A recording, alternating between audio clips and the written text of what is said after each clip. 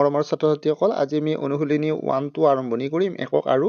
জোখমাখ ঠিক আছে এতিয়া আমাক অনুশীলনী 1.1 কি দিয়া আছে সেইটো আমি চাই লওঁ যে এই ঠাইবোৰ পূৰণ কৰা ফিল ইন দ্য ব্ল্যাঙ্কস ঠিক আছে এতিয়া আমাৰ এক নম্বৰটো কি কৈছে তো তোমালোকে চোৱা 1 সেন্টিমিটাৰ বাহু দৈৰ্ঘ্যৰ ঘনক এটাৰ আয়তন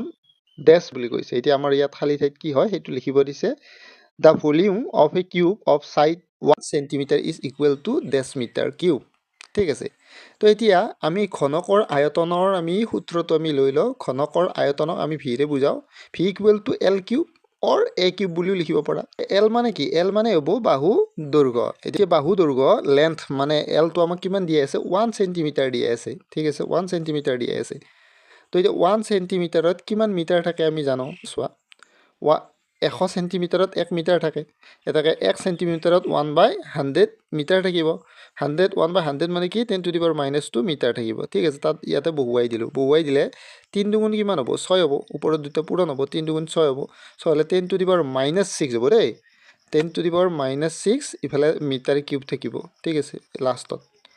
10 to the power -6 metre cube হৈ যাব ঠিক আছে এইখিনি মই কৰি দিলো তো এতিয়া আমাৰ এই খালি ঠাইখিনিত আমাৰ আনসাৰ কি হ'ব এতিয়া 10 to the power -6 হ'ব আৰু ইফালে মিটাৰ কিউবটো আছে ঠিক আছে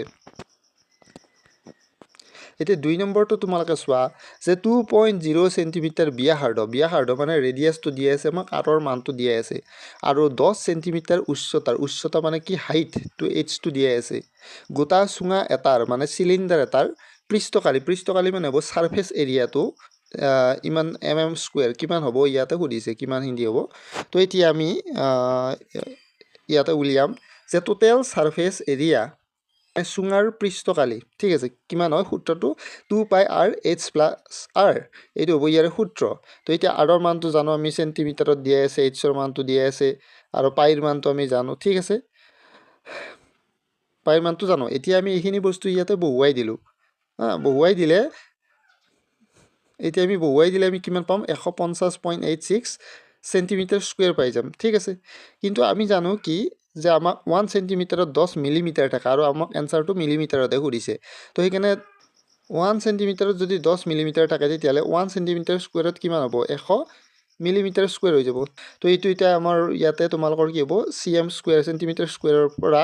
mm স্কয়াৰলৈ নিবলৈ হলে এতিয়া আমি কিৰে পূৰণ কৰিব লাগিব 100 ৰে পূৰণ কৰিব লাগিব কৰিলে আমাৰ এইখিনি হৈ যাব এইখিনি mm স্কয়াৰ হৈ যাব এতিয়া ইয়াৰ পৰা আমি কি কৰো যে দশমিক বিন্দুটো যেহেতু ইয়াত আছে কেই ঘৰ আগত আমি জানো যে সাইন্টিফিক নোটেশনত বিজ্ঞানসন্মত লিপিত লিখিব লাগিলে এইটো সূত্ৰ ব্যৱহাৰ কৰিব লাগে ঠিক আছে ইয়াতে n ৰ মানটো 1 তকৈ ডাঙৰ 10 তকৈ সৰু হ'ব লাগিব 10 এটা দিব লাগিব আৰু ওপৰত আমাৰ n টো কি হয় সেইটো চাও সো এই দশমিক বিন্দুটো লেফট সাইডে আনিছো 1 ৰ আগত মানে ঠিক আছে 1.5 এনেকুৱা হ'ব ৰ সো দশমিক বিন্দুটো 4 ঘৰ লেফট সাইডে আনিছো আৰু মনত ৰাখিবা তেতিয়ালে কি হৈ যাব কোৱা 1.8 হ'ব দেই তলৰটো 1.5086 হ'ব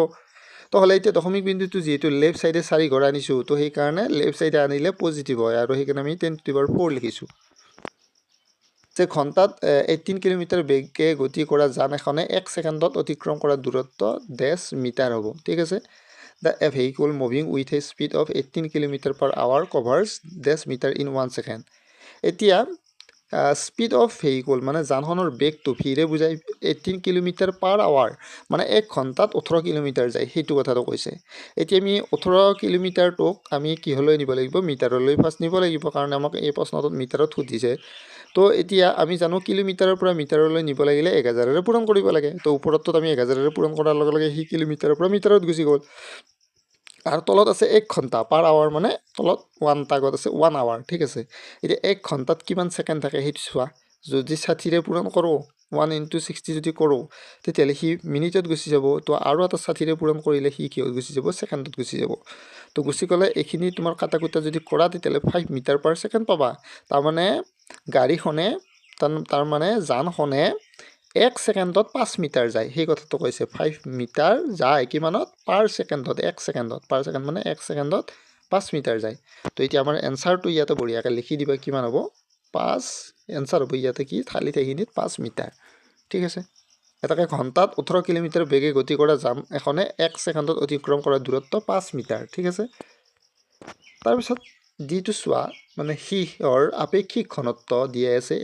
11.3 দিয়া আছে ইয়াৰ ঘনত্বটো উলিয়াব দিছে দুইটা অলপ বেলেগ বস্তু ঘনত্ব উলিয়াব দিছে আৰু ইয়াতে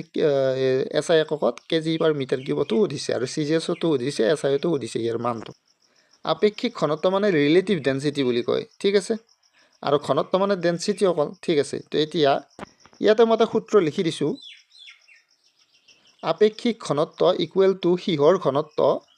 মানে বস্তুটোৰ ঘনত্ব ওপৰত লিখিব লাগে আৰু পানীৰ ঘনত্ব তলত লিখিব লাগে ঠিক আছে তো এতিয়া আমাৰ আপেক্ষিক ঘনত্ব দিয়া আছে 11.3 দিয়া আছে আৰু বস্তুটোৰ ঘনত্ব আমাক সিহৰ ঘনত্বটো আমাক উলিয়াব দিছে এইটো ওপৰত থাকিব আৰু পানীৰ ঘনত্ব কিমান 1 গ্ৰাম পাৰ চেণ্টিমিটাৰ কিউব মনত ৰাখিবা এটাকে সিহৰ ঘনত্বটো কি হ'ব এতিয়া সিহৰ ঘনত্বটো কি হ'ব এতিয়া 11.3 গ্ৰাম পাৰ চেণ্টিমিটাৰ কিউব হ'ব তলফালে সিফালে গ্ৰাম পাৰ চেণ্টিমিটাৰ কিউব আছে দেই এইটো ৰৈ গৈছে তো তোমালোকে ভালকৈ লিখিবা 11.3 গ্ৰাম পাৰ চেণ্টিমিটাৰ কিউব আছে পিছফালে ঠিক আছে তো এতিয়া আমি আপেক্ষিক ঘনত্বৰ পৰা আমি কি লিখিলোঁ সিহৰ ঘনত্বটো আমি উলিয়াই ল'লোঁ ডেন্সিটি অফ লিডটো উলিয়াই ল'লোঁ তো কিমান পালোঁ 11.3 মানে 11.3 গ্ৰাম পাৰ চেণ্টিমিটাৰ কিউব পালোঁ এতিয়া তোমালোকে মনত ৰাখিবা এতিয়া আমাক গ্ৰাম পাৰ চেণ্টিমিটাৰ কিউবত পালোঁ এতিয়া আমাক কেজি আৰু এইফালে চেণ্টিমিটাৰটো মিটাৰত নিব লাগিব তো এতিয়া তোমালোকে মনত ৰাখিবা গ্ৰাম পাৰ চেণ্টিমিটাৰ কিউবৰ পৰা কেজি পাৰ মিটাৰ কিউবলৈ নিবলৈ এটা বুদ্ধি আছে কি কৰিবা যিটো সংখ্যা দিয়া আছে সেইটোৰ লগত 10 কিউব এটা পূৰণ কৰি দিবা দিলে সেইটো গ্ৰাম পাৰ চেণ্টিমিটাৰ কিউবৰ পৰা কেজি পাৰ মিটাৰ কিউবত গুচি যাব ঠিক আছে কিন্তু